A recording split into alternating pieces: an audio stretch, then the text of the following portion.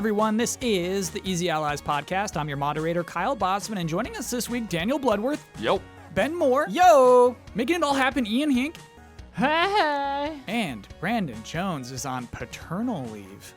Ooh. How much do we give him? Brandon Jones. How much do we give him? Well, it's a little bit of a complex situation right now because the baby was born prematurely, so he'll be able to be around a little bit more right now, but then not so much later when the baby actually comes home. Got you. So we're going to have to base it on that monologue.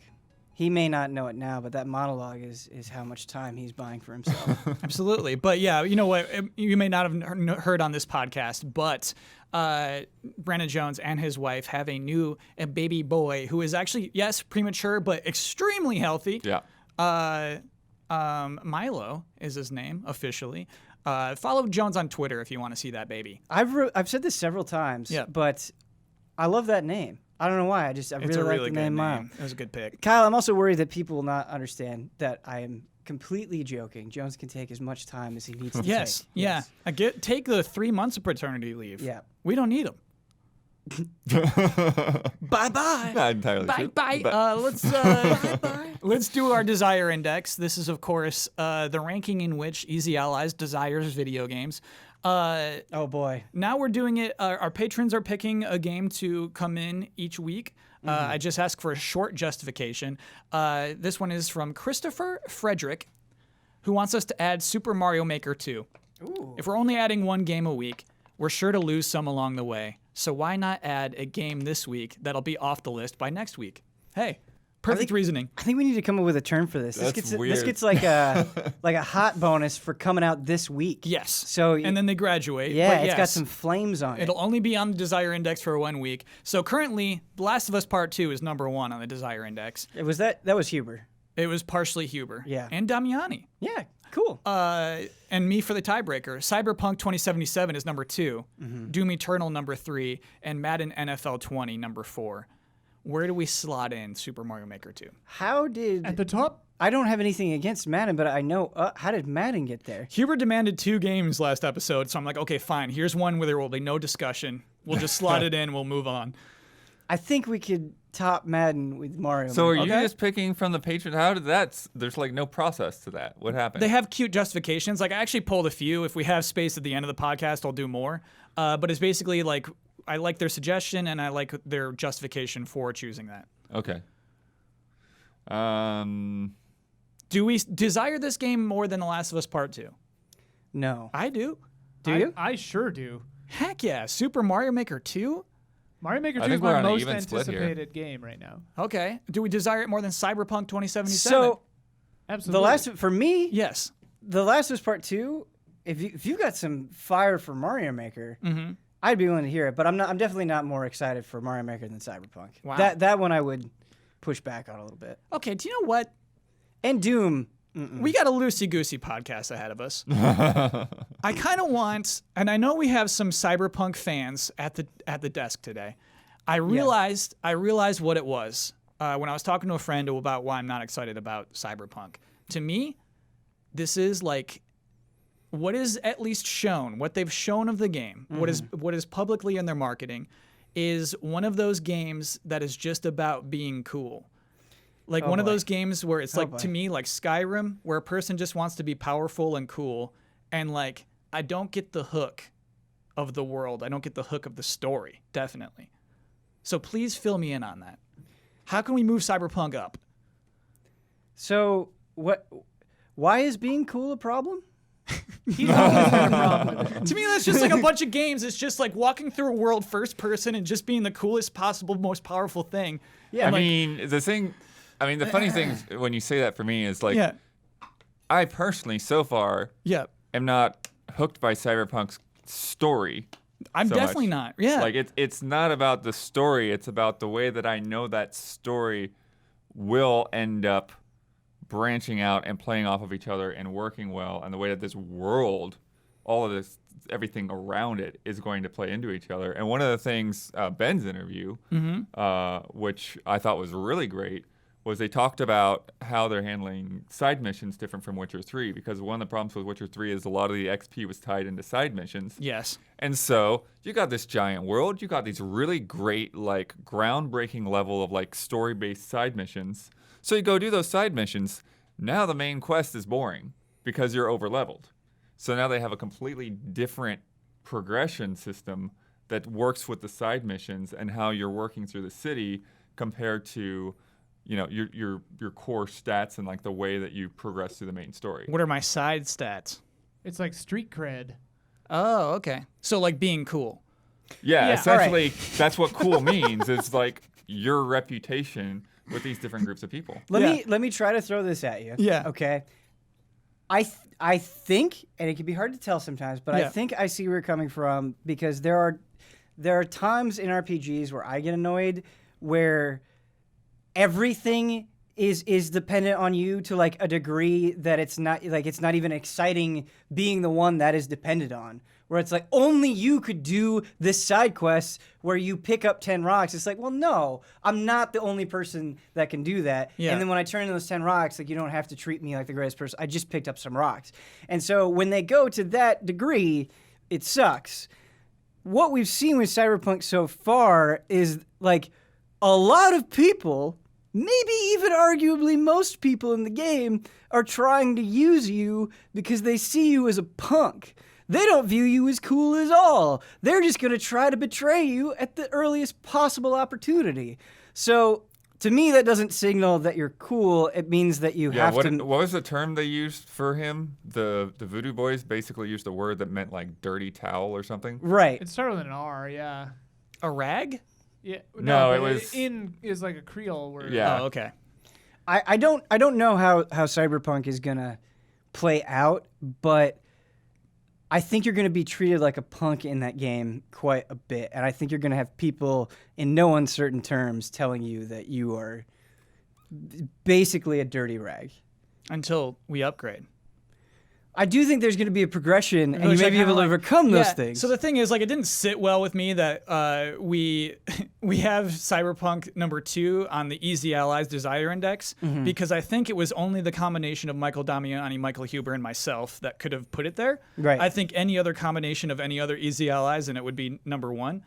And Oh, so, okay. like, I'm considering bumping it up to number 1 above The Last of Us Part 2. Here's an argument I made in the past. Yeah. On the desire index, is that proximity for me increases my desire. So like for me, Mario Maker is my most desired game because it comes out the soonest. Oh, yeah. And Sure. like Do we want to give it the honor of putting it number 1 for a week? that's kind of what I'm saying, because it's just gonna be gone in a week. Can we? Panel? That's up to these boys. Might as well. I mean, the thing is, I'm probably going to put the most time into it some other time. Like it's not the thing that I'm going to jump on right away. I'll probably jump in a little bit later when you guys have built stuff and like I want to check it all out. I definitely think there's a case to be made for Mario Maker. And I do think the interesting thing about Cyberpunk is I think a lot of its desire is coming from the potential. Like Cyberpunk, you're really not going to know how good it is until you play it. Like any game offering freedom and character building like that, it can look phenomenal until you just don't know. Whereas Last of Us Part 2, I'm very confident in, but I'm confident because I think they're making a very similar type of game. Right. And so my expectations there, I think, are a little bit easier. Whereas sort of in the same vein, it's like The Witcher 3 was CD Projekt Red's like first try at making an open world RPG. Gotcha. And it was pretty good. Right. They probably learned some lessons from that. Yeah, I definitely think there is a history there that you can draw on. But it's kind of cool with Mario Maker 2 being like, maybe more than any other game this year, this is probably something that I'm going to laugh with you guys the most. Like belly laughs with you guys, just making stuff and how easy it is to make stuff together and just seeing the absolutely stupid things we all come up with. It's going to be feel good. It's definitely got the feel good vote going for it. Okay, we have to settle the list. It's proposed that Super Mario Maker 2 is number 1 on the Desire Index. Unless you raise a stink, it's staying. I'm not raising this thing. That's fine. Okay, is Cyberpunk above Last of Us Part 2 or is it not? It is for me. It is for me. Okay, so Yeah. Cyberpunk 2077 is number 2, Last of Us Part 2 is number 3, Doom Eternal number 4, and Madden NFL 20 number 5. Lock those in. That's the Desire Index. The only thing that's not sitting well with me, Mm-hmm. and I just feel like this is gonna happen. Yeah.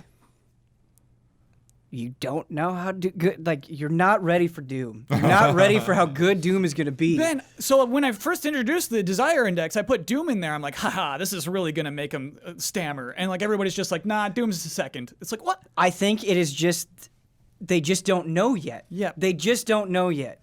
Because like Doom, I watched that trailer and Yes. I'm like, yes, I understand all of this. I think people are going to be like, oh, it's just more Doom 2016. And like, in very loose terms, it is.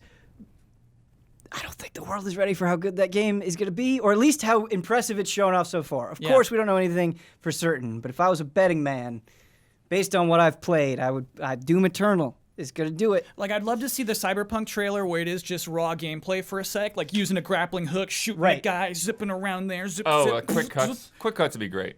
No, not quick cuts. Like, Well- Doom Eternal just put out a straight up, just raw, this I is... don't mean like super like blinking cuts, but I mean like so far all we've gotten out of Cyberpunk are 2 like very cinematic story-based trailers and 2, well, and the second one's not even released, That was 2 hour-long chunks of gameplay. Well, we got the Keanu release date trailer, which was too much of quick cuts.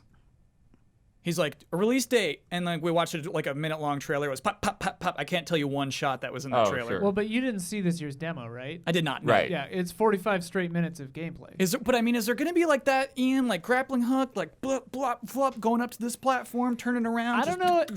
I think in Cyberpunk a lot of is ways, though. slower game. Yeah, those are my exact words. Gotcha. Sometimes it's a slower game. Okay, that's okay. I think from the 2 demos, it can maybe go either way. Yeah. It can be very fast or very slow.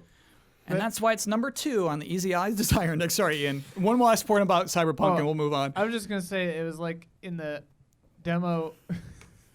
The wrong shot there. Anyway, in the interview that Ben did with that guy, he said that he's going to try to play it without any augments and without killing anyone for as long as possible. No augments. No whoa. augments, yeah. So I think that hopefully you can do a lot of crazy stuff. I just want to say, whenever we have the Desire Index around, Mm-hmm. the audience gets very frustrated by it, and I get it. I get that frustration. It's a weak segment. But just no. Just know that, like, you know, maybe We're talking about games right now, at least. Yeah, well, That's maybe what I mean, right? Like we talked about Cyberpunk for 10 minutes just now. right. I don't know if the Desire Index can be right. I think sometimes people. I mean, yeah, that's the whole point. right, That's the secret point. right. Just keep that in mind. Let's start corrections. Begin corrections music, please. Jones, wherever you are.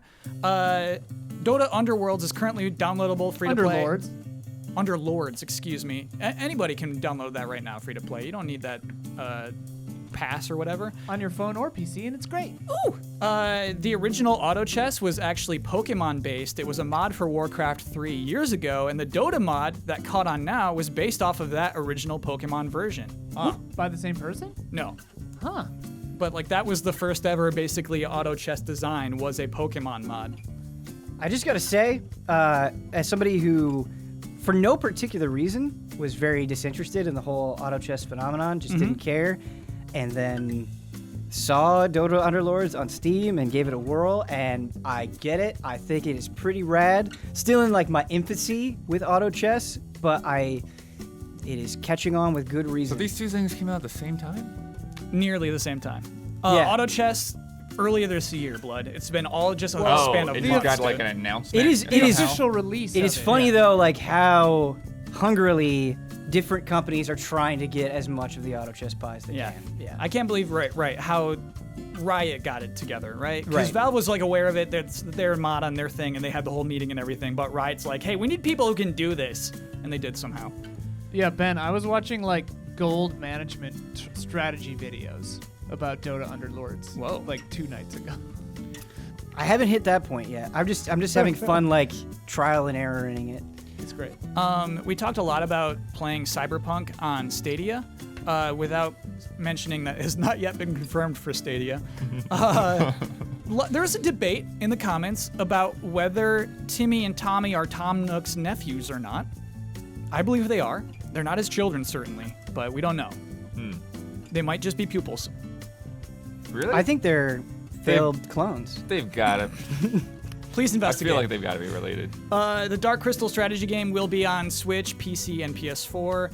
This is really funny. The Panzer Dragoon remasters were officially announced already, and so when I looked at that Polygon article, it's not that they had a scoop. They were just reporting the news. And corrections music, please. This is a funny comment. I like this one too. It's from Jesse Vitelli. Just wanted to say, my grandmother used to be on the Mahjong Association and would help decide yearly what would change. Basically, every year a new card comes out that has a list of playable hands. Nothing about the game itself changes, just which tile sets you are trying to match. Think of it like a new set of Magic the Gathering cards coming out and thus becoming the new tournament standard. Not a correction or anything, just wanted to share. Thank you for sharing. That's awesome. That is awesome. Nice. The official Mahjong Association creating those hands. Gamers for life. Must be fun. Like, what about this combination? Okay. Yeah, all right. Okay. And this was kind of a correction, more of an update. Last week, Brandon Jones created a very popular new character named Anaconda Lockhart, an Australian man who's just out seeking adventure. He's already dead. He died. Oh, Yeah. okay. The gators got him. Crocodiles. Excuse me, crocodiles. So what happened is, it was kind of hinted at. We kind of got the impression back at E3 when only one console was talked about. And here's the lead up though. I want to get into this. I'm just picturing Phil Spencer doing exactly that. Just a little wavy This is what I'm arms. saying, you guys. This is Talking what about I'm Read Anaconda between right the now. lines. You kind of get what I'm putting down here. Yeah. So I want to begin with what Phil Spencer said last year, which is why we first thought, hey, maybe Scarlett's going to be more than one console. Okay. He says, and of course, our hardware team, the same team that delivered unprecedented performance with Xbox One X, is deep into architecting the next Xbox consoles, where we will once again deliver on our commitment to set the benchmark for console gaming. It's like, okay. It's really weird in the presentation when they're like frame rates that you've never seen before. What do you mean? I've seen them. Xbox hasn't seen them. Yeah. When they say we mean like... But that's not the tone that they're saying. They're like, you've never seen a frame rate like this. Not on a console, my friend. So Business Insider... Not for that price. Your TV probably has to be able to support that high of a frame rate, right? Yes, You need a 120 hertz TV. you're right. And I do not have such a thing. So Business Insider interviewed Phil Spencer and asked him about that in particular. And this is his response. Last year we said consoles, and we've shipped a console, and we've now detailed another console. Yep. I think that's plural. Xbox One, all digital. Right, and that's exactly it. Earlier this year, they shipped the Xbox One S, where they just cover the DVD drive, the Blu-ray drive, excuse me. Technically, that is plural. Actually, if that was what they did, that would be hilarious. Like you take the box, open it up. Oh look, there's a Blu-ray drive in here. Yeah. Just sealed shut. But here, he said with a laugh. He says, technically that is plural. Spencer said with a laugh after I pushed him on the technicality he invoked. Right now, he said, we're focused on Project Scarlett and what we put on stage. So we're all led to believe, and actually we have some other things. Eurogamer was kind of talking about it. Thurrott, who once told everybody about Anaconda and Lockhart, now says it's just the one console. It is just the big, beefy bad boy. There is no little mini, streamy, focused, less powered next-gen console. Do we it know will just which be one it is? Anaconda, baby. Ah. Lockhart was the little weenie. Ah. I mean, to be fair, there's no sense to make a new little weenie, right? Yes. I think so. It was the too Xbox crazy. One X can be the little weenie. Yes. And yeah, even in the Eurogamer Digital Foundry like podcast they had after E3, they were talking about how they had actually spoken to some developers, Blood, and they were just not excited about that prospect. And they would actually have to basically upscale up from the lower console, other than downscale from the Anaconda.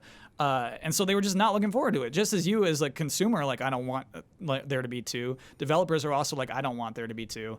And so somewhere along the lines, somewhere within the last 6 months or 8 months. I'm trying to remember when the Wii U had 2 like very different releases. Remember, like, one only had like a quarter the size of the memory, and like nobody bought that version. Yeah, the white one. Yeah. Yes. Well, getting the larger Wii U, you download one game on that internal storage. You're like, well, that's it. I can't do anything else Can with you it. I imagine need having an the other one? external. Yeah, I need an external drive. Yeah. Oh, but yeah, don't do that. Don't just have the one. The early adopters will support it. Is how I feel. Right. I can imagine whenever they have those conversations with developers, they're just like, scream, just make it easier for us. Yes. Please. Just make it easier. This is going to be so simple. There's one that's less powerful and one that's more powerful. No, stop it. This is what we have in mind for SKUs. We're trying to make worlds. Please. I think there's also the gift effect, right? Like, when you launch this thing and somebody's going to buy it for somebody else for Christmas and you get the wrong one, and you just don't want to go down that road. This is insane because Jones made that same point. Okay. And it bothered me for a week, man, because I was thinking, like, hey, kid, you just got an Xbox. Like, who cares if it's a Lockhart, bud? You just got an Xbox for Christmas. But that's not how the world works, man. Like, I've got so many weird, like, not the right presents throughout my years, and I love those things. Because you're a good person. Jimmy, Right, but are you excited about your new Xbox? It's a Lockhart. Yeah, it's just, Jimmy, that's cool, dude. That's like, man, you are just a child. You can't buy your own. Deal with the one that you were gifted, bud. I can't feel bad for him. I can't. But you know, like, Jimmy gets the Lockhart. Yeah.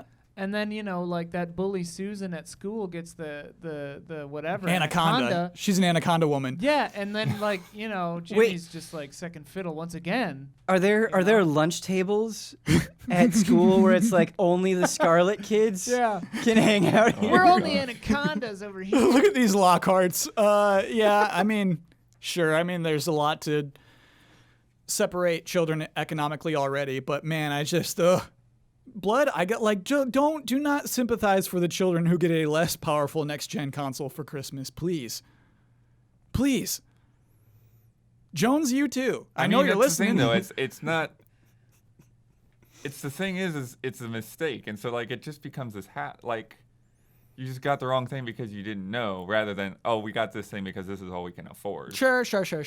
Yeah, I mean, you know, I got like Wheel of Fortune on NES, man. It's like cool, new game. I got I definitely had that phase. I got Wheel of Fortune and Monopoly on Where's Waldo on Genesis. Yeah, you know, I had a pretty good time. Yes. And that was not the reason I was uncool. I had win, lose, or draw on Commodore 64.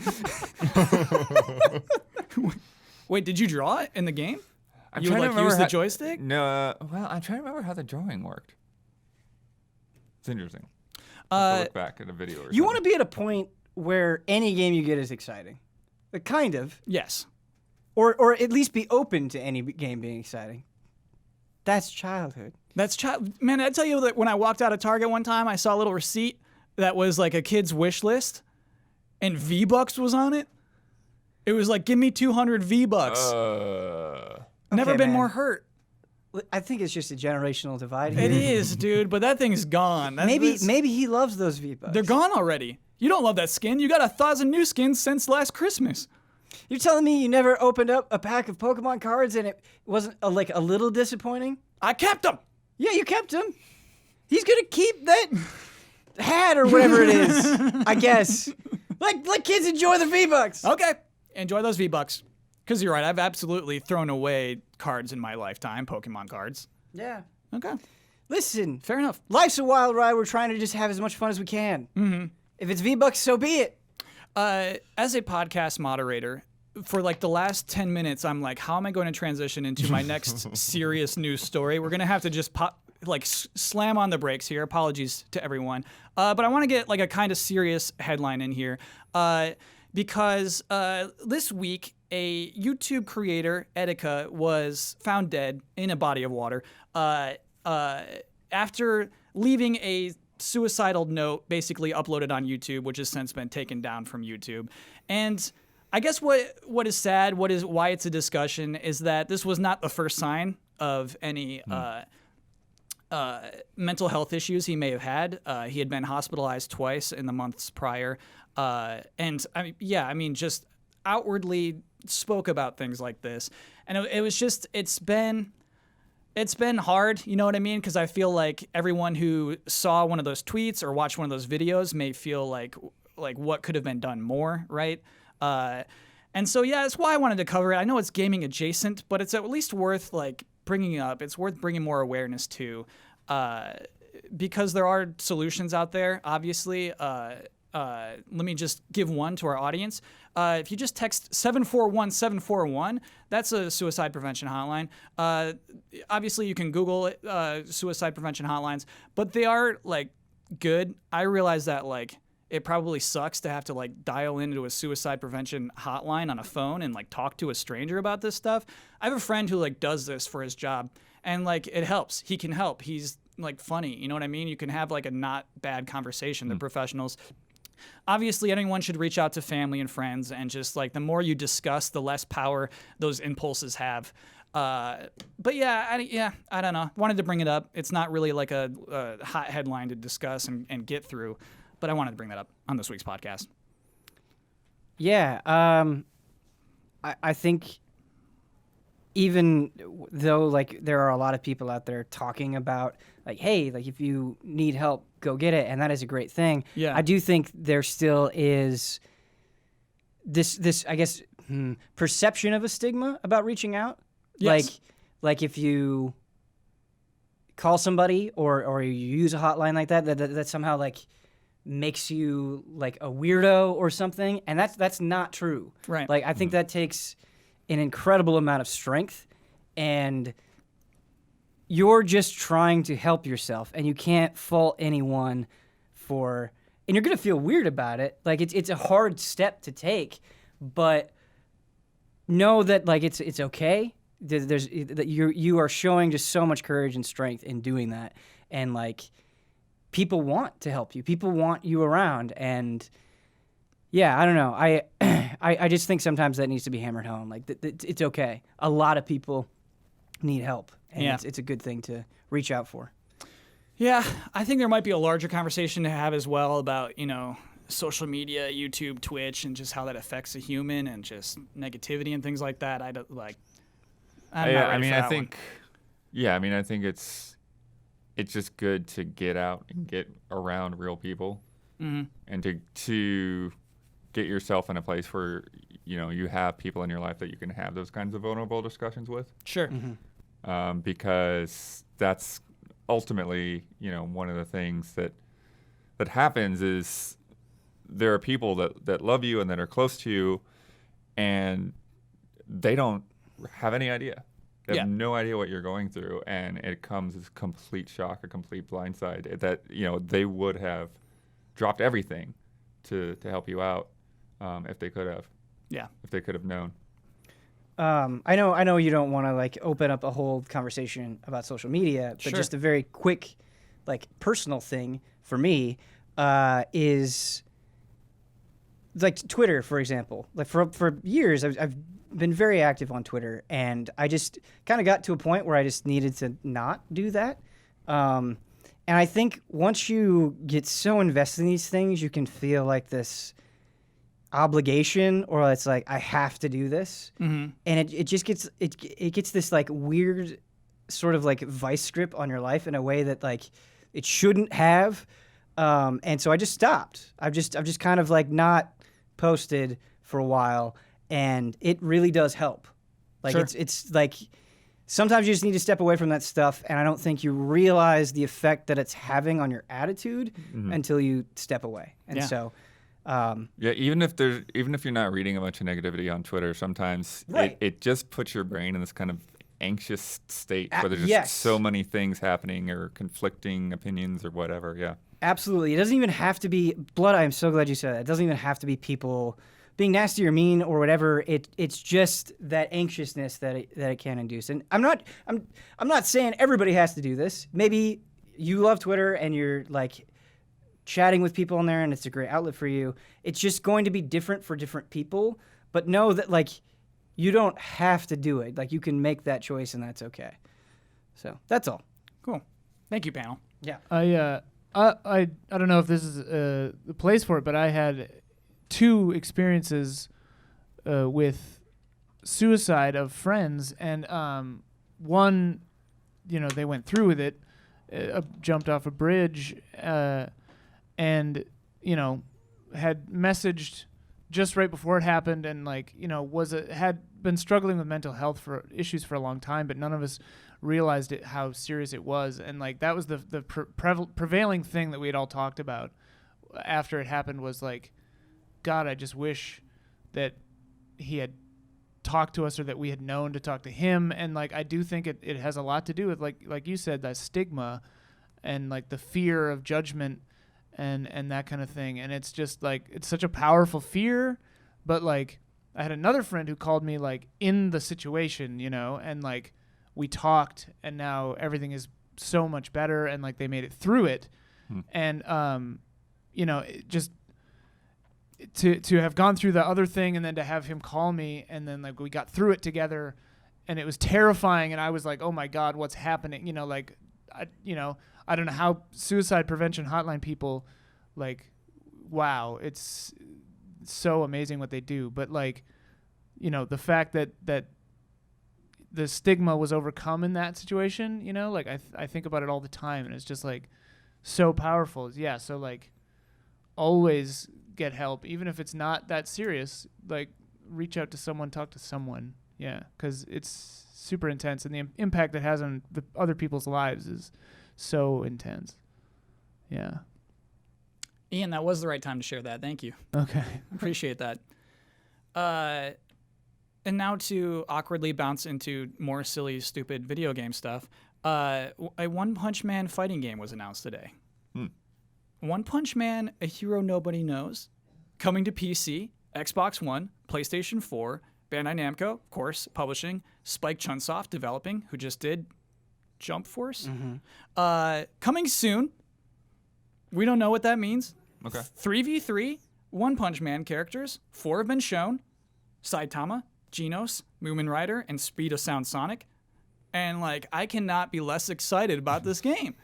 Yeah, I think that's understandable. Yeah, man. Like I love One Punch Man. I feel like this is the wrong thing to do with that franchise. Yeah. There's kind of the general like, well, it's a licensed anime game. We have no idea if it's going to be good, even if it was a different series. And then there's just the fact that it's One Punch Man and he ends fights in one punch. How is that going to play out? Right. Also, like, for how drop serious are they going to play it? What's the tone going to be? Yeah. There's a lot of questions. If I didn't know the show and I watched that trailer, I would think the tone is pretty serious. Right. You would maybe not have a great idea of what that show is about. Yes. Yeah. Sorry, Ian, I missed your point. Oh, and just a dropkick is a one-hit kill. There are a few one-hit kill fighting games that, they're fun. Dive kick. Dive kick, sorry. Dive kick. Yes. Good example. Yeah. Right, but But they're more like a fun party, like novelty game kind of a thing. Saitama is the one ending everybody in one punch. The other characters are not. Right. So there's a disparity. yes. You know what? There was another character, Blizzard Woman, The the younger sister of the woman with green hair. Is it? It's like Hellish Blizzard. Yeah, something like that. She was in that trailer too. I'm so bad with names. Oh, me too. And they all have really funny names. They all have like cute names. But yeah, it's such a bummer to have like this franchise that you like respect and you're like really into, and then to have like it turn into a fighting game where like the rules of the show can't possibly apply, I guess. I mean, It's like a 3v3. yeah. 80% of Bandai Namco's anime games. No, because I mean you're right, but then like we have Kakarot coming.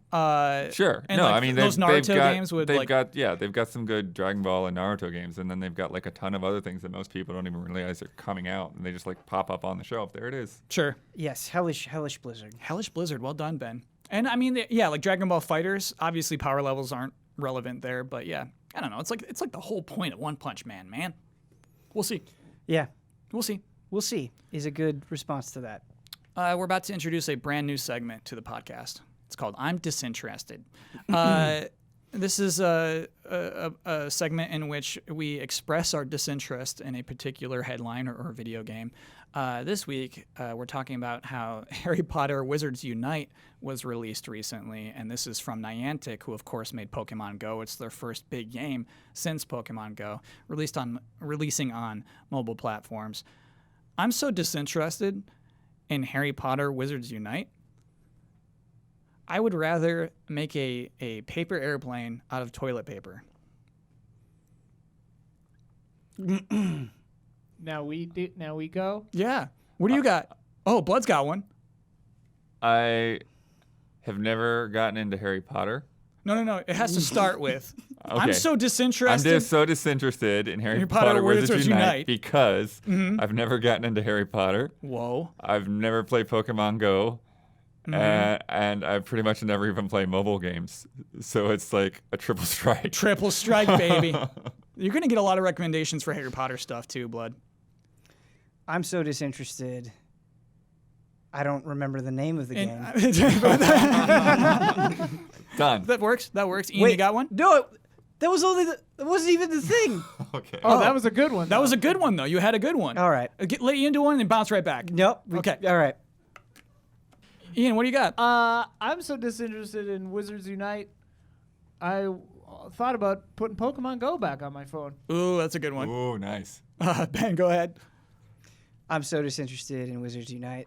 I would rather watch an 8-hour magic show performed by Randy Pitchford. End segment. Oh, wow. Ben wins. Y'all hear that? It sounds like it's podcast halftime. The following are the official sponsors of Easy Allies for the month of June. Sweet Justice, a sound design company from the southern shores of the UK. They've worked on some of the biggest AAA titles, the most refreshing indie titles, and collaborated with the best development teams in the world. El Thanis. Uniqlo, a Japanese fashion brand aiming to change the world through the power of clothing. With a focus on high quality and innovative textiles, Uniqlo is redefining everyday clothing by increasing the functionality of your wardrobe at an affordable price. They call it Lifewear Made for All. Visit uniqlo.com/EZA to check out their collections, including new graphic t-shirt collaborations with Blizzard, Marvel, Street Fighter, Monster Hunter, and many more. That's uniqlo.com/EZA. Fangamer, makers of officially licensed merchandise for games like Dark Souls, Hollow Knight, Stardew Valley, Undertale, Katamari Damacy, and Persona 5, not to mention Easy Allies t-shirts. Their newest products include the Hollow Knight Collector's Edition for Switch, PS4, and PC, a Prince and Katamari magnetic plush, and a Sans hoodie from Undertale. Check out their store at fangamer.com. Our gifted sponsor is the Able Gamers Foundation, a nonprofit charity that aims to improve the overall quality of life for those with disabilities through the power of video games, creating opportunities that enable play in order to combat social isolation, foster inclusive communities, and improve the quality of life for people with disabilities. The link to donate is in the description. David Erdy. Hoag Law Business Law Firm. Starting, funding, or selling your business? Signing contracts? You get it. Go to Hoag Law. On to the good stuff. The case against Kyle Bossman and Michael Huber, E3 2019. Dive deep into the seedy intersection of gambling, musical performances, debt, dreaming, and Japanese role-playing games as the case is made against the titular duo on this Dateline-inspired tongue-in-cheek episode of Virtual Legality. Justice delayed is justice denied. Check it all out at youtube.com/HOEG Law. Lynn Aslin, a software engineer searching for opportunities to learn and grow. He has over a year of industry experience programming in C++, C#, and Python. As a graduate of the University of Connecticut's Master Program for Computer Science and Engineering, Lynn has explored the fields of cloud computing, computational geometry, and more. If you're looking for an ally to join your team, visit his website lynnaslin.com for his resume, sample works, and contact details. Again, that's LYNNASSELIN.com. You can also find him streaming Near Automata at twitch.tv/shoutout to Yoko Taro. Car Keys Express. If you need a replacement car key or a remote, check out carkeysexpress.com/store. Use the coupon code EZA at checkout for free shipping and 10% off of your order. They are proud sponsors of Easy Allies. And our mega sponsor, Heroic Replicas. The fine folks at Heroic Replicas design and fabricate true-to-form, high-quality replicas and props. From legendary gear to keepsakes or all-metal creations, Heroic Replicas can make something special for you. Are you an indie studio or an established developer looking for an outstanding convention showpiece? Heroic Replicas to the rescue. They're accepting commissions for late 2019 and early 2020. You can view their portfolio or drop them a line by visiting their website at heroicreplicas.com. All of these links are available in the description. Thank you to our sponsors. Thank you, sponsors. You've been watching SGDQ? When I can, yeah. It's like my favorite, like one of my favorite events to just watch throughout the year. Heroic Replicas is like, hey, check out the Sword and Shield. Yeah, I showed that image in the latest Frame Trap episode, and it was like kind of trippy seeing it, and cool seeing it in SGDQ. That Hylian shield is looking good. Nice. Yeah. Yeah, it's pretty impressive. I've seen, let's be honest, I've seen 1,000 Master Swords, but that Hylian shield. Do you have a run so far that you've seen that's like been a highlight? I like when they're not making jokes. I like when they're just straight up playing the game and like talking about interesting things. My least favorite thing, Ben, thank you for allowing me to riff. I got a locked and loaded takedown for the people who are just like, okay, and now we're going to break through this door because that's what we're supposed to do. Okay, we're going to break this little guy because that's what this game wants us to do. Yeah. And it's like that for the whole thing. It's just talk about the game. You don't have to do that. And then the couch has to like giggle at it. Oh, man. That is a very prevalent kind of attitude, yeah. I blame BBT. I love GDQ, but like, man, yeah. I do think some of the speedrunners are legitimately funny. They are. They are funny, very funny ones. They exist. Yes. And they can be like truly, truly funny. The best way to be funny is just to be natural, to make natural observations and be yourself. But like, it's like BBT sarcasm. You know what I mean? Yeah, Kyle, I do think, like, I get it, and I do think it's annoying. Yeah. But that's an easy thing to say. It's a hard thing to do, especially maybe if you're not used to performing in front of a live audience, and if you're aware that thousands of people are watching you, it can sometimes cause you to go into behaviors that are a little awkward. It's a larger live audience than I will ever have. To be clear, you have some sympathy. Yes, yeah, I do, absolutely. I was really frustrated because I had the Metroid Prime speedrun on, and I was like playing a game and trying to enjoy the speedrun at the same time, and I was just like, I can't. I'm not getting enough here. And so I need to focus on the speedrun if I'm going to enjoy it. Uncharted 1 was, I think, my favorite one so far. Oh, cool. It was a cool one. I did not see that one. No jokes. Felt nice. I kind of want to cover this story. Let us just barely cover this story. Because this is the headline, right? That EA is renaming loot boxes, and it's not quite accurate. However, what is there is hilarious. So what is happening is there was it's like a meeting. It is the United Kingdom's Digital Culture, Media and Sport Committee was basically interrogating EA about loot boxes and the nature of the loot boxes and the randomness and basically if people who are susceptible to gambling are susceptible to these things. EA had Carrie Hopkins, who is the Vice President of Legal and Government Affairs, answering questions. And so here's what was asked of her. Do you consider loot boxes to be an ethical feature of your games?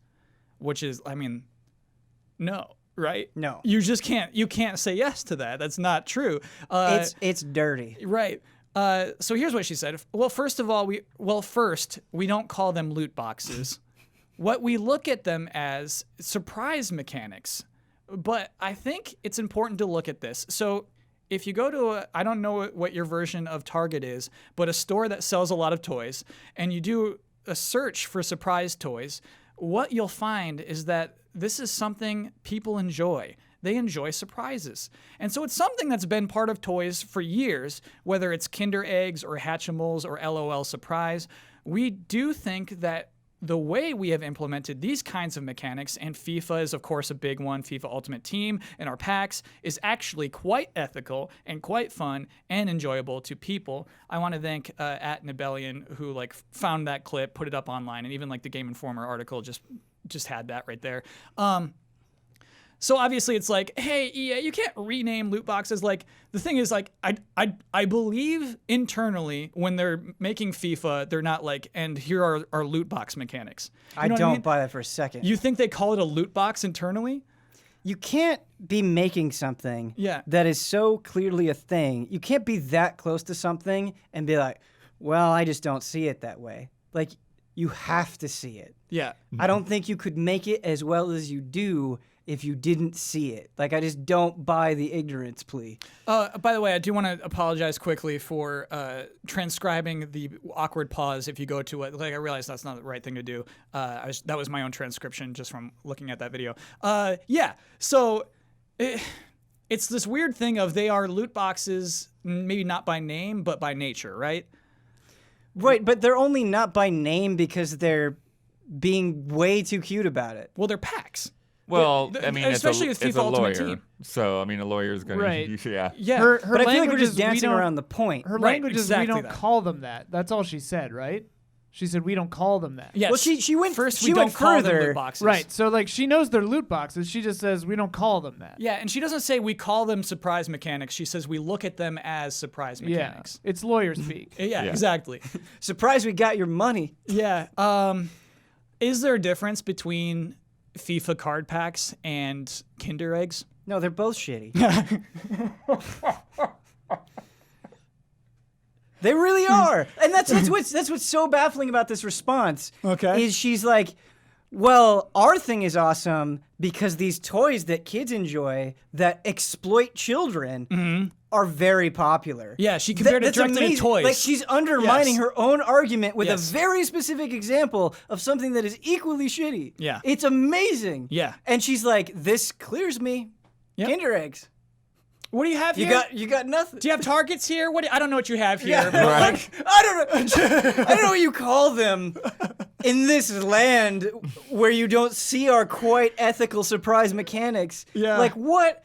This is bafflingly condescending. yeah. I have a Kyle panel. I have what maybe is a bad take. I don't know. I want to hear a bad take. Let's hear this. My take with, because it's funny, like you call Kinder eggs shitty and stuff, which like I know you're like kind of joking, but like to me, like, you know, casinos, lottery tickets, loot boxes, Kinder eggs, you know, little or the little windy machines that give you surprise packs, whatever. Like, they all fall under the like, hey, that's your choice banner for me. Like, if you wanna go buy a lottery ticket, go for it. Like, I don't care what you do.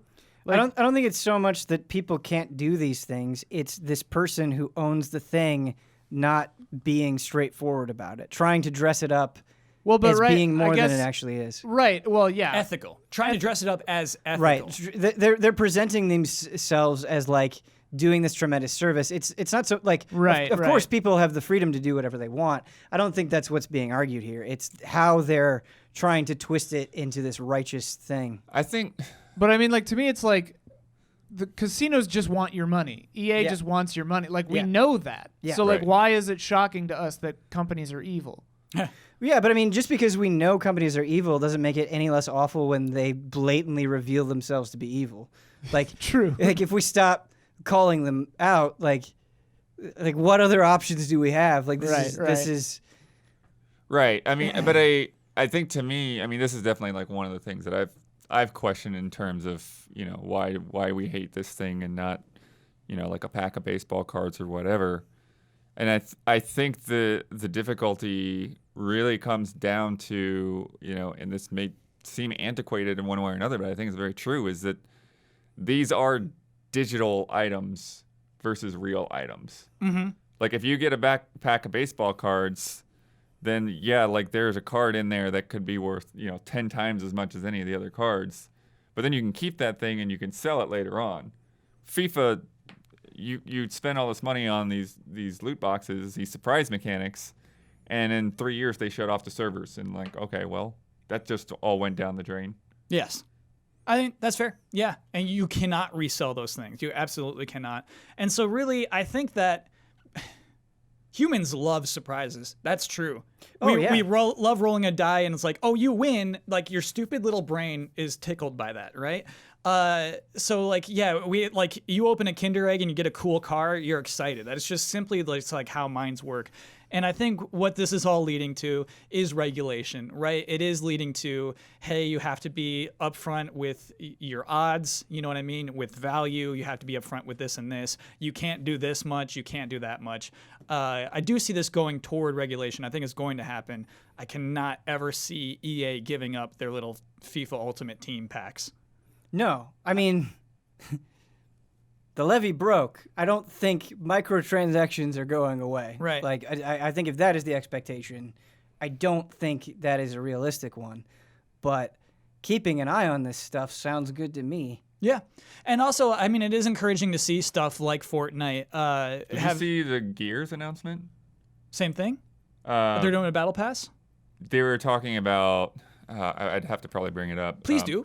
There's Ian, if you can look for it, it's a Gears 5 tweet from like the last day or two where they just have like a bunch of green check boxes, and like one of the things was, it sounds like they're not doing any kind of surprise mechanics. It's like anything that you can buy, like you'll directly buy the thing. Which Here is it nice. Okay, read that out for us, Blood. So From Gears of War, Yep. which is interesting since the game is just Gears 5 now. But okay, no gear packs, no season pass. Direct purchases with no RNG, exclusive earnable content in the all-new Tour of Duty system, and then they have a link to like get all the real. So that's a details. battle pass. The Tour of Duty system is a battle pass. I like this. I like that this is basically, it's just a way more upfront way of feeling like you're progressing through a multiplayer game. I have nothing bad to say about battle passes, basically. I mean, you could like look at Apex Legends, which got a hard time for being too much money for not enough things. But then we're just talking about balance from there. We're not talking about whether it's ethical or not in the way that we are with those stupid card packs. Yeah. And I do think a lot of it depends on a case-by-case situation, and it's very easy to generalize. But just from like a game purchasing perspective, it has made things more complicated in like a frustrating way where now it's like, okay, first I need to figure out like what this game is, and sometimes the games can be very complicated, which is good. They're trying to have depth, and so you're trying to learn about the game, but then you have this whole other layer that sometimes feels entirely separate of like, okay, what do I have to buy? And it's just, it kind of has made the process of buying more exhausting because it feels like everything has those extra layers now. Like, and of course not everything does, but it's just, when you're like, oh, I'm excited for these 5 games this month. Okay, how do I buy them? Like, it's It's definitely a thing, man. It's definitely a and thing. like which version of it? Which version of it? Yes. If I get it, does it offer early access? If I pre-order, do I get access to the beta? What season pass are they going to offer? Are there different tiers of ways I can buy the DLC down the line? What items do I get in the story or in multiplayer? Like, it's a mess. Yeah. It's a mess. And from, like, I guess from a game company perspective, I don't think they're necessarily viewing it that way. I don't think they're necessarily thinking of, like, the volume. Like, people are having to make all these choices with every game. They're just focusing on their game. Sure. And maybe it's, like, very clear to them, well, this is clearly what we're offering.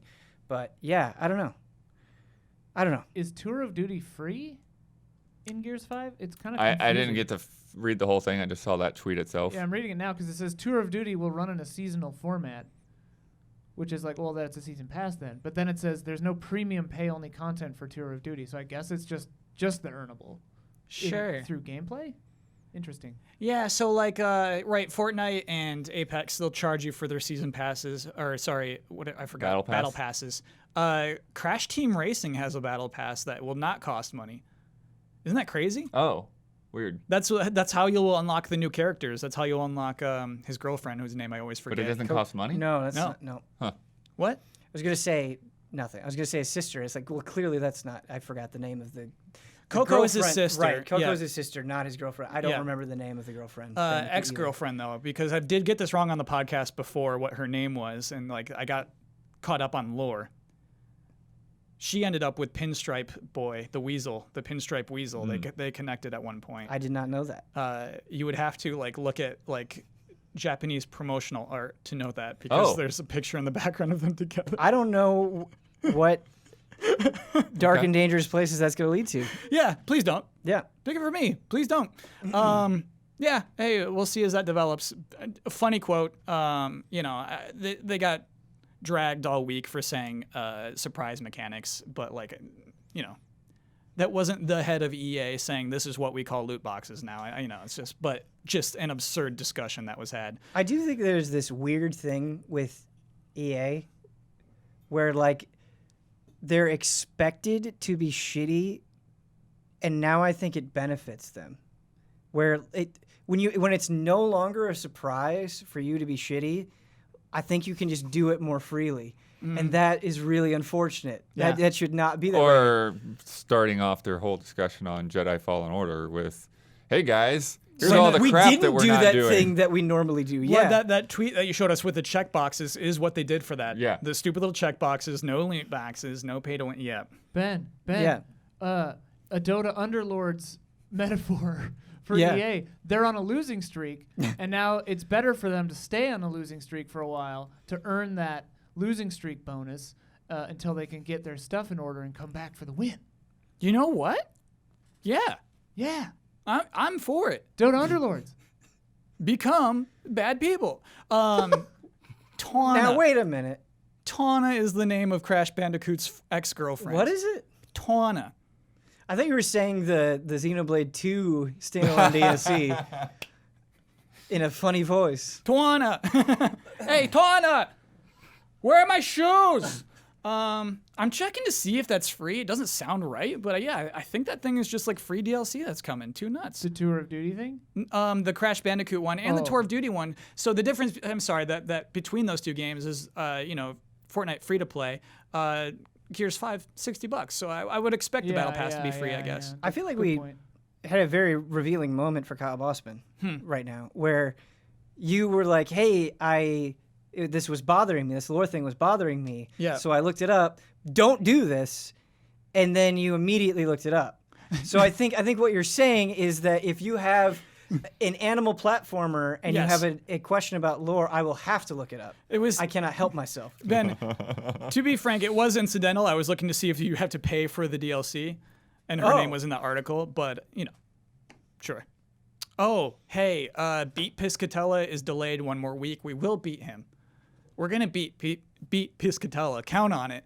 But unfortunately, we have to wait one more week. We simply weren't ready. Ian didn't feel ready to, do the NPD battles yet. And I'm shook up. Yeah, so we're going to wait one more week, and then we're going to hopefully beat Matt Piscatella of the NPD group next week. It's time for Love and Respect.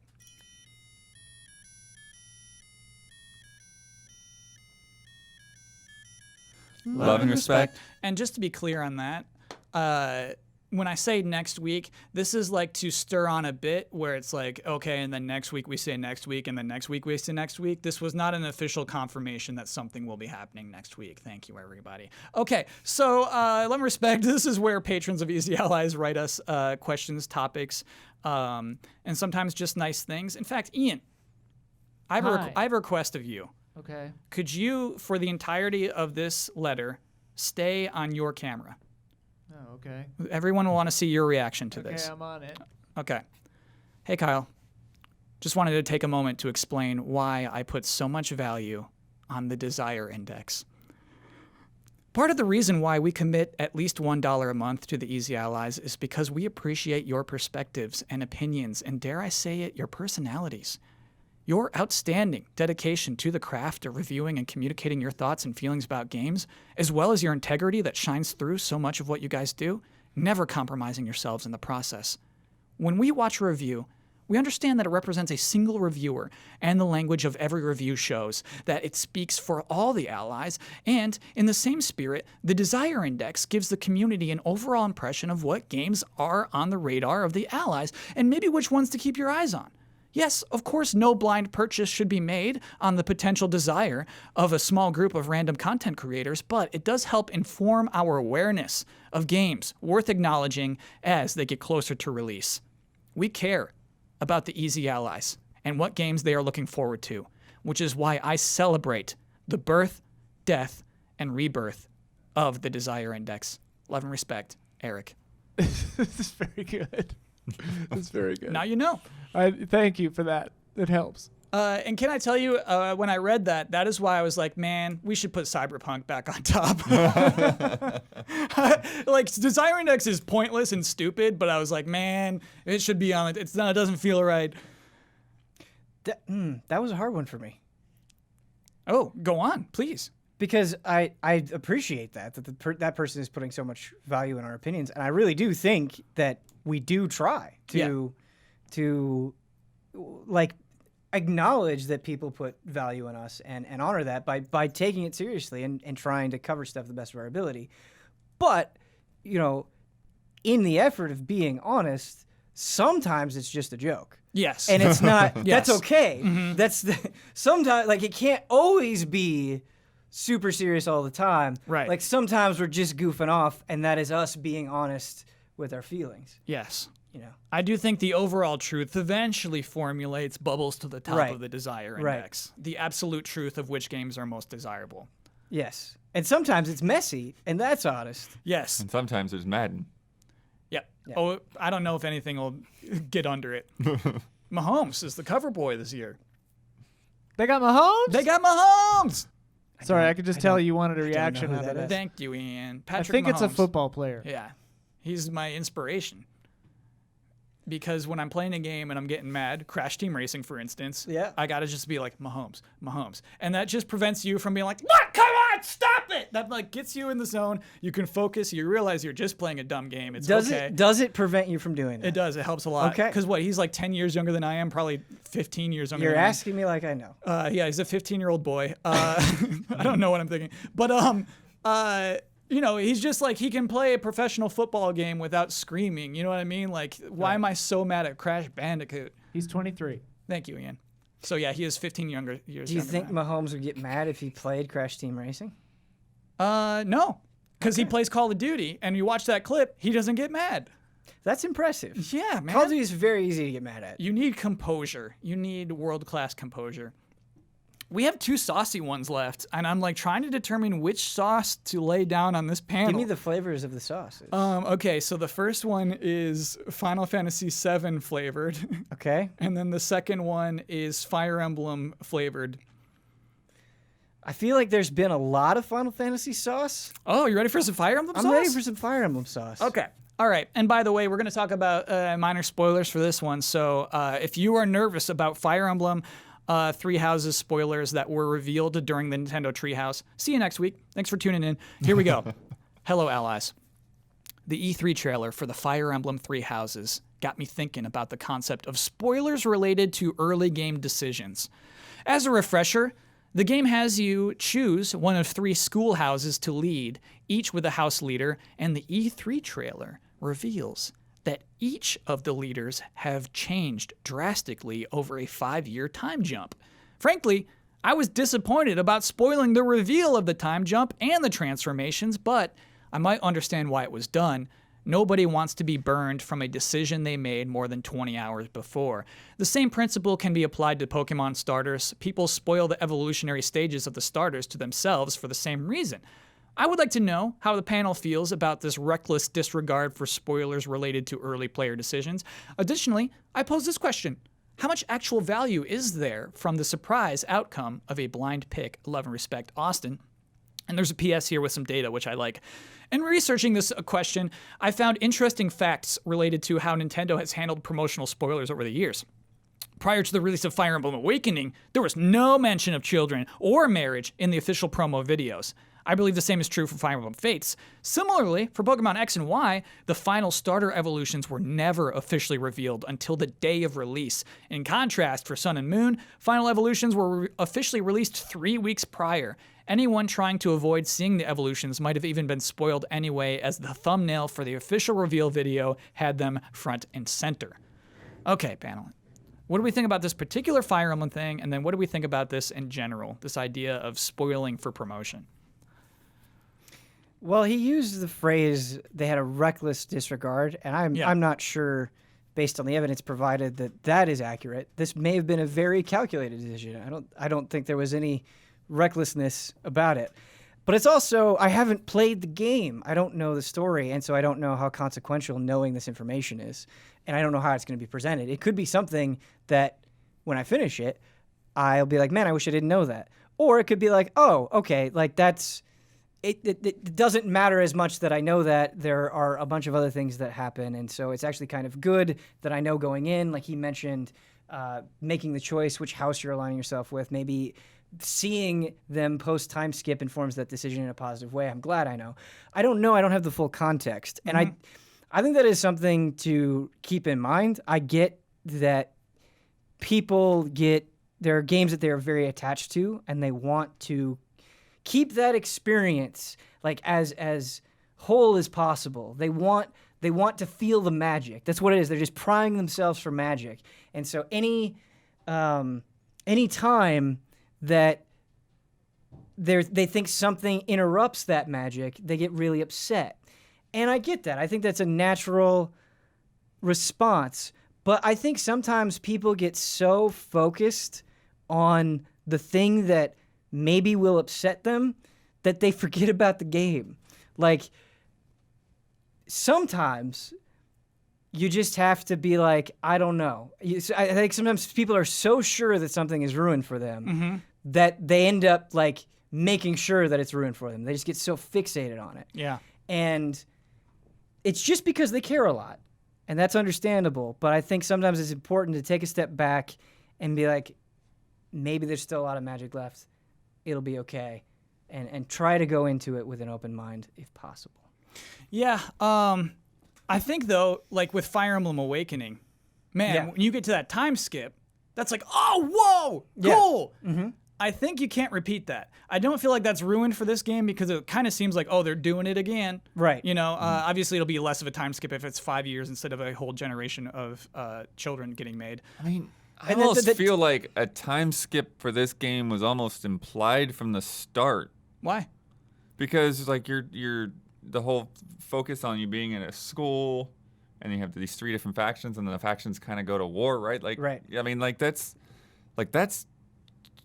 I don't see how you can say anything about the game without that being one of the factors. Like somewhere along the way, we're gonna skip over a you know. No, so for me, Blood, I didn't see that coming, and this actually makes the game more appealing to me. Because I thought I was going to be a headmaster for a bunch of teenagers for the entire game, and I thought that's really what they were selling this as. Yes, and that's the thing people need to keep in mind. So, Kyle, you mentioned the Awakening thing. Mm-hmm. A lot of people are going into 3 houses not having that knowledge. Sure. So that's not a thing that they're paying attention to. Another common criticism that was coming up with 3 houses is they're like, oh, a school setting? Like, it's going to be... I was there, man. Right. And they're like, they assumed a tone, right? That it's going to be too frivolous and lighthearted, that's not going to be serious. And so Nintendo, like, when you're marketing something, like... I have to imagine on some level it's an evolving process. Maybe they're like, okay, we're going to choose to show this because maybe it will get people on board that weren't on before, and it will give a more accurate representation of what the tone of this game is actually going to be like. Mm-hmm. And so they're just trying to appeal to as many people as possible. Simple as that. Yeah. I also think, too, at some point, like, if you're going to, if you're going to, like, have any kind of previews and stuff for this game, at some point you're going to be showing stuff that's after that time skip. Right. And so, like, you got to explain, like, how we got there. Like, this looks like a completely different game. What's going on? Like, you can't just say, oh, we're not going to tell you. Like, I think it's, like, there's probably so much of, like, just the core gameplay that they're going to have to show off at some point. Right. That it makes more sense to reveal this aspect of how this happens than to try to cover it up. I also think genre can play into how significant a spoiler is for me, because if you're dealing with a genre where maybe story isn't the focus, and the game is not especially long, knowing that a time skip like this happens, maybe like the biggest thing in the story, but Fire Emblem, what is really fun is getting into the minutia. Seeing how, like, the choices that you can make and the relationships you can establish, how those relationships establish over time, like, that's arguably more exciting for me than knowing that there's a time skip that happens. Sure. And so I also think that can kind of affect whether or not I'm bothered by something. Yeah, and so like also to directly acknowledge like the Pokemon thing, I believe they'll show the final evolutions. I think the final evolutions of Pokemon are promotional materials these days. Yeah. And what I would recommend to you, I mean, you can go media blackout, which is like what we're truly dedicated to doing, and that's the most fun thing in the world. I actually do think it's a huge value to just pop in and see what your thing evolves into as a surprise there. Is like you might. To everyone who can't do that, like myself, and when I see that YouTube thumb, that's going to have to be the reveal. That's going to have to be like, oh, cool, instead of happening in the game. And you got to live with that, I guess. I do think that's a huge part of it, where I think a lot of people are trying to be media blackout, and then they just see a stupid YouTube thumb that ruins the whole thing. And like, I can't give it the power, Ben. And so like, I've accepted I'm probably going to see all the Pokemon leading into that game. Can't give them that power. Kyle, do you think on some level there's fans who really care about something that feel like they are lesser fans if they don't consume all the media? That like they have this responsibility. Yeah, because there's discussions, right? Right. You're part of an online community that like is all discussing the most recent thing, and you can't be a part of that if you're ignoring everything. And so I could see, what I mean? Like, you can't even be in side conversations because they want to discuss that thing that happened with that one Pokemon or Fire Emblem. I just had a weird thought. Yeah. Do you guys think that, and this is kind of like a Black Mirror episode kind of a deal, but like, here we go. Years from now, maybe like Gen Z's children or something, like future, like where personal privacy is not really a thing anymore, and then like reveals aren't really a thing anymore. Companies are just transparent all the time about media, like you know what I mean? Do you know what I mean? Like that culture will change to the extent that like people just want constant information about everything. They don't want to be surprised. Could that happen? Ian, if I'm following trends, I say it's more about surprises than ever. Yeah. It's more about, just end game. It's more just about like shocking people, more about trending all at one blast. Yeah, the Apex Legends. Yeah. Whereas, it used to be like magazines would reveal video games and you'd find out about them like days apart from anyone else, True. I don't know. I don't see it trending that way. Yeah, I think you're right. Interest in a product will be gauged by how many V-Bucks you get for engaging in said product. And the weird thing is, Ben and Ian, like if we're going super future, if we're going Gen Z's children, right?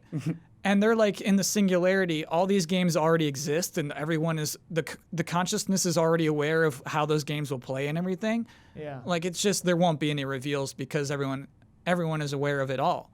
Yeah. Companies are going to get so good at, and they're just going to have so much information from us that they'll give you like an entire story. So like when they announce the product, they'll be like, here's our product.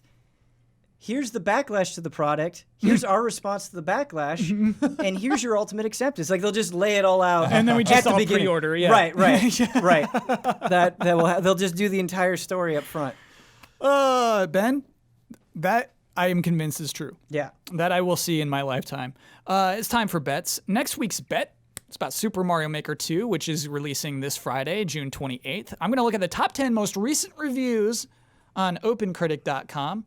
How many times will I see the word creativity? By the way, we're not counting root words this time, so creative won't count, creatively won't count. Creativity is the only word I'm counting. Ben. I don't think it'll be that much. I think there will be other words that will be a trap. So I only put 3. 3's good. That's a good bet. Daniel Bloodworth. I went with 8. Okay. I don't think everyone will say it. I think somebody will probably say it a couple times. That's usually what happens is one person just hoses us and says it 5 times. I'm going with 6. Go ahead, Ian. Dang, I'm slotting right in there at 7. Ooh, okay. Yeah, that's a good coverage. Let me lock those in. Until Jones is back from paternal leave, just me over here. Oh, man. Yeah. Ian, if you would, could you pull up twitch.tv? Sure. So last week's bet was about Samurai Showdown, which was released today, June 25th. How many Twitch viewers will it have at this time, right now? Jones bet 5,000. Huber bet 26,000. Damiani bet 85,000. I bet 12,000. Ian bet 56,000. And I like those noises.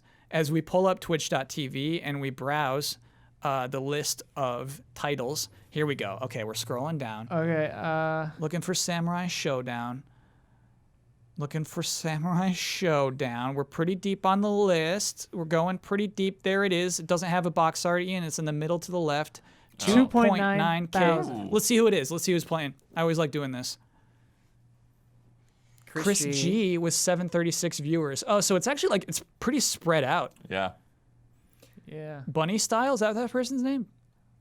Bushin Oh, style. Bushin Style. Cool. I feel like that will just change so much depending on, like, if there's sometimes you'll click on a game, like, wow, this game has a lot of viewers. I don't normally see it up there. And it's just one giant streamer streaming it. Yeah. And then the next one over has like 70 viewers. Right. And so that influences it. Or if there's a big event. It's good when they're spread out. Yeah. I was looking at Ian, the name of that auto chess game again?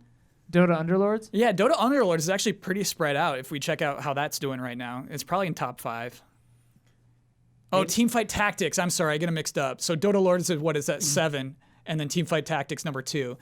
Yeah. Click on those though, because it's not like there's a Teamfight tournament has happening right now. 105K, and Dota Underlords has 35,000. Teamfight, 18K, 13K, 8K, 7K, 6K. Yeah, I 5. like that. That's like a nice like curve. You know, it's just like it's not everybody's one person's eating.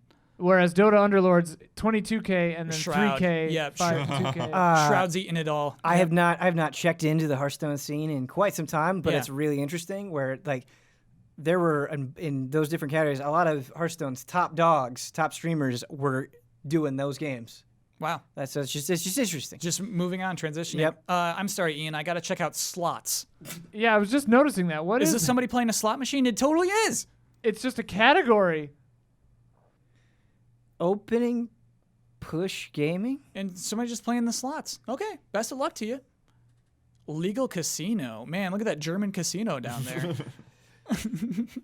Man, Twitch still has like a lot of that Wild West It internet. does. It's hiding around. You Yeah. just got to look for it. There are some back alleys you can go into on Twitch. I was trying to find what Summer Games Done Quick was streaming because, normally there's like a weird game in the top 10. What are they streaming? Which one is theirs? I don't know. Would they be under special events? Or? No, it's always like a weird game that doesn't belong is like in top They're streaming 10. Fortnite? They might be. It Zelda might be down Zelda there. down there. They might be streaming Zelda. Third row. Oh, I would have. No, 8.8K. No, that's not them. That's not. Wait, them. let's go to Speedruns Brazil. maybe they're between games yeah, right now. they're between okay, games. okay, Yep. okay.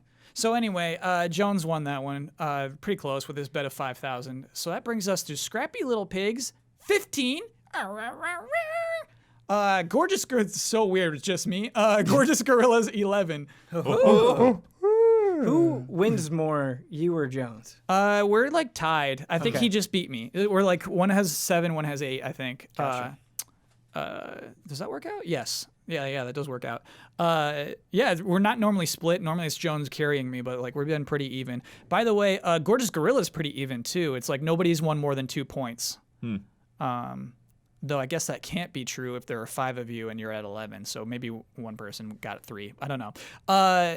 Though I guess I gotta take all that stuff from Jones. Want to remind everyone before that Glenny's Cauldron is sealed, but the Glenny's Cauldron Jam has just begun. Not too late to join that. Just do a Google search for Glenny's Cauldron Jam, and you'll find the itch.io link where you can submit and become part of that strange community of people who are trying to make vile video games. Bad games that are still fun. I'm excited to see the results of that in July. 9 days, 11 hours. 72 we're minutes. up to? 72 people in there? Nice. Yeah. Nice. And just to be clear, that won't be 72 games, but it's 72 people who are just checking it out, willing to contribute, feeling it out. Okay. Oh, and I should tell everybody about patreon.com/easyallies. That is the URL you would go to if you want to learn more about the Easy Allies, if you want to learn more about how you can help out the Easy Allies. There's a sponsor slot open. Hey, sponsor slot wide open. If you want to be part of Podcast Halftime, get in. What was it? Which one, Blood? Oh, who dropped? No. For which podcast? Is it this podcast? Oh, yeah, there's one up for this, and I think there's 2 for Frame Trap. Nice. Hey, Get on in there. Get in there. Get in. So yeah, cool. Good to know. Oh yeah, because this is the end of the month. Yeah. You're about to hear Jones rattle off a bunch of names once I've finished this podcast. A bunch of podcast producers, which, hey, back into Patreon is an incentive. The incentive that is probably most relevant to you as a listener of this podcast. $5 a month gets you this podcast, Frame Trap, many other podcasts early. And this one in particular, you'll get on Wednesdays as opposed to Fridays, and you get to submit to our silly segments. Okay, so as Jones's recipient of that point, I have the right and responsibility to share my Twitter handle with the world. I get to sign off on my trademark sign off. I get the final word at anything I want to disagree with, want to reiterate, just hopped in my head, and I get to promote any Easy Allies video I'd like to promote. Okay, so at Kyle Bossman is my Twitter handle. I haven't tweeted in a while. My last tweet, a little controversial, so I'm like, I don't even know what am I supposed to tweet. Controversial. Yeah. Final word. Jones doesn't rattle off the names. Excuse me. That was just me. That was me rattling off. He cares about the names. He does, like, he brings in the old Jones chutzpah. Chutzpah? Chutzpah? Chutzpah. That's it. You're right. It's chutzpah. He brings the gravitas to those names. So that is what that tier is all about. A video I would like to promote. But I don't know if we're putting this on the main channel or the Easy Allies Plays channel, but the Easy Allies who lost the betting special. Oh, yeah, that'll go on the main. Okay. Yeah, so it'll get clipped out. we're about to just do some monologues based off of. So what we had a betting special leading into E3. Winner gets to name a play, give a time period for this play, location for this play, and that was it. Just those three things. So now everybody else has to create a 5-minute monologue that takes place within that play that Michael Huber created, and so it's going to be crazy. We do get to read. So we're just going to be reading off our 5-minute monologues, but they will be dramatic. It's not just like monotone reading. You got to tell them the theme. Yeah, you know what? I'll tell you the theme if you're not sold yet. So what Michael Huber chose is the name of the play is Who Am I? The time period is 1992, and the location, which is really the theme that overrides everything else, the location is Kingdom Hearts. Don't get confused, audience. The play takes place within Kingdom Hearts as its location. Kingdom Hearts apparently is a place. Yes, the heart of all worlds. Yeah. So that is where all of our plays will take place and probably be, the factor of which the plot of our monologues circle around. So yeah, I think that's just going to be a wild, fun video. Look out for that. And that is it. Tomorrow is forever all ours.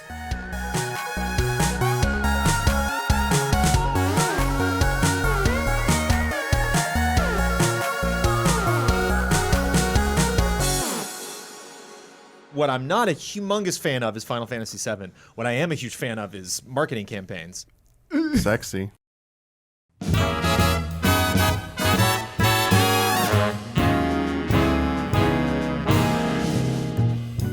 The Easy Allies would like to thank our Patreon podcast producers. We apologize in advance for all the ally names we are about to misspell and mispronounce.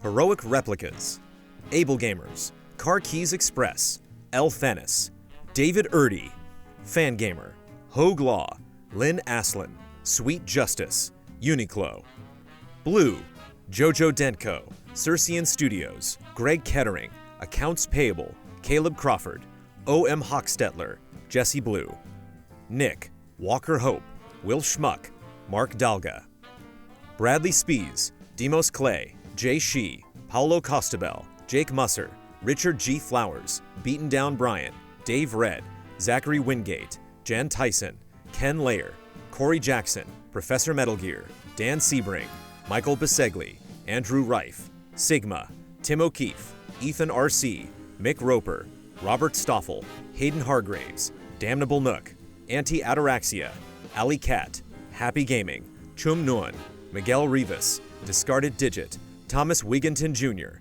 Neil Bruce, Matthew Pauling, Gino A. Leet, James Vitt, Jason A. Sackle, Luke Bennett, Candy Coated Thorns, 44 Stars, G. Levin, G. Ken, Stephen Thomason, Yasser Kerbushi, Hitman 47, Ryan Anderson, Sam G, Marcel Giro 17 Froelich, Samsa Stormbomb, Alex AI, S Snake 24, Niz Klojgard, Rack, John Burns, Brad Lohman, DRD 7 of 14, Brad Grenz, Todd Yurkovic, Joe Burns, Patrick Chong, Sam Handrick, Andy Drew, Rickster EXE, Lars Berger, Jordan Kirk, Steve Fallon, Stephen Last, HMS May Cry, The Banana Forklift Killer, Joachim Morovuo, Mango, Kelvin Hartanto, Marcel Markov, David Wen, Jesper Lawson, Oni Blackmage, Matthew Holcomb, Daryl Schramm, Brent Phillips, Catherine Lai, Gary James, John Santoro, Neuromod, Robert Crouch, Michael Yao, Mikhail Aniel, Ritz 1906, Jeffrey Ruchtenwald, Rainier Dennis Bautista, Wavering Radiant, V8 Dave, Eric Gustafson, Paul Sway, Toasty Soul, Christian Hundorf, Daniel Fuchs, Tony Knox, I Sun Chor, Forrest, Caleb Ledoux, Mike Hook 1, Vilar, Mauricio Fuentes, Token Gamer, Ian Ladarzik, Brian Foster, The Classiest Hobo, Vokaiser, Madman Kevin, Zinterax, Corey Landega, Unlucky Irish, Modren, Pooh Strongbeard, Paul Bishop, Travis Miosi, Carl Williams, Jalen Scott, Jake in Japan, Brandon White, Sean Mackey, Gabriel Aberg, Morpheus, Reed Johnson, Joe Rutsky, Nergal 131, Manuel Thomas, Adam Sharonbrock, Not Jack, Kurzistav Rogowski, Volker Bach, James Vest, Allison Burt, Ryan Feller, Janny Markula, Bjornar Haraldsvik, Blake Bonsack, Sean Day Almeida, Cisco Ace Jackson Garcia, Trizac, Wouter DeHaze, Matthew Holmes, Eric Maynard, Fabian Winkler, General Piet, Hassan Kiat, Leon Keys, Raymond Lee, Clay Roberts, JC3, Adam Lindsay, Sienna Metz, Faraz Rizvi, Jared Wheeler, Jeff Easton, Dakota Hayes, Matthew Brown, Zoostick, Don Turner, Misuki 211, Alexander Zirianov, Aaron Kirk, Jesse Fish, Paul Molson, Jason Joint, Edison S. Prada Jr., Alexander Breveglieri, Sarah Wampler, Dimitri Zetas, Travis Ing, Ahmed Al-Rashed, Butt Puddin, Tuttle, Furious Action Gamer, Jonathan and Amy Alconis, Stuart Siddall, Michael Shriver, Haley Hill, Andrew Stoke, Matt Gunther, There Is No Dana, Only Zool, Evan Eng, Joshua Vanswall, Kyle Quintero, Sebastian Trier, Aurelien Grenier, Michael Pliskin, Bonnie and Jason Connor, BBC Chan, Wenbo Shan, Stephen Walther, Matt, Kevin Camposano, Carlos Zuniga, Diggles, Ryan Cohen, XWF Outlaw, Ibrahim Sozer, Jack Cullen, Momo Rashid, Rickard Enbaum, Michael Clendenan, Bread Roll Art, Sean German Efficiency Clinton, Lee Young, Timo Yeager, Lindsay Wells, Eddie Reisner, Chase Caldwell, Palkin Stirs and Stirs, Nicholas Kroboff, Barry, Mikey Mizek Novak, Joey Din, Luca Martini, Gon Ken, Adam Henry, Ms. Racy, Beautiful Kai, Sean Rowe, Caffeine Rage, David Kennedy, Strikeout NZ, Michael Lay, Kenneth Procius, Mike Calvi, Flahaven, Anthony Daniel Galvin, Daniel Wong, Hadi Ali, Jamison Anderson, Noah Weinstein, Vincent Foliat, Hutchitron, Ahab, Neobear, Sebastian Olson, Matthew Migler, Santiago Carrillo, Alex Glass, Junya Motomura, Mylene La Pearl Vanasse, Delisi, Tim Strothman, Mithers Strongbeard, Daniel Data, Nycrypt, Mons Anderson, Ivan Skogheim, Jay Aldiar, Morgan Worth, Sam Sorensen, Awesome Express, Matt Ferguson, Vishal Singh, Felipe Aguilera, William Heaney, Krister Lundmark, Tim Mann, Chris the Pianist, Michelle Nubb, Michael Stevens, Sandra and Richard Acero, Andrew Smith, Battleox, Evan S., Tiana Salazar, Randy Blakely, Pablo Rodriguez, Matthew Colomb, Jordan Phillips, Philip Klarskov Jensen, Sun Pham, Jamies, David Amaro, Alex Monaco, Jacob Blowbaum, Arthur Henrique Chinaglia, Zach Kaczynski, James Lepine, Nuno Amaral, David Boyarski, Rahiv Maharaj, Ryan Wagner, Pete Cerny, Joachim Wiederberg, Christopher Santis, YouTube, Extravaganza, Gali Gutierrez, Chris LaRue, The Fatty Show, Jason Shields, Sud Al-Masafer,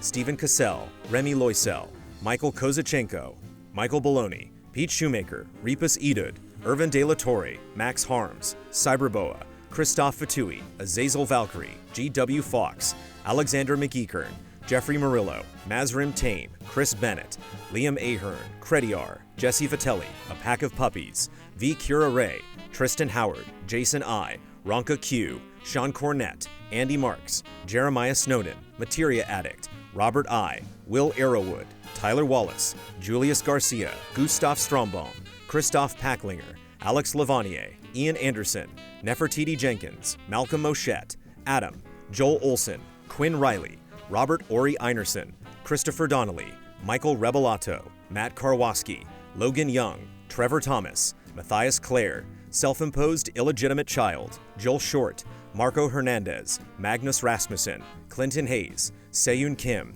Struggler, Randall Crittenden, Jose Gutierrez, Tense George, Dominic Brown, Sal Rahman, Chad McIntosh, Bunny Chen, Isaac Swanson, Joey and Kate, Raymond Chow, Ian Anderson, Zahid Hosseini Karami, Dan Pan 16, C.S. Lewis, Oruguchino, Splontot, Ulf himself, Jana, Roy Sung, Kim Monk Vonderleith Haagensen Petersen, Colin Hoylman, Reed Marlett, Thorfkin, Jethrin, Max His Shame Turman, Shanley Ladia, Rerun, Linson Wu, Luis Ibarra, Philip Higdon, Max Cannon, Spencer Stevens, Russell Bateman, BM5, Richard Gunther, Ivan Ponce, Jay Potter, Christopher A. Butler, Richard Johnston, Sean Essen, Sebastian Urban, Matt Ford, Marco Zanone, Alec Church, Culinary Stud.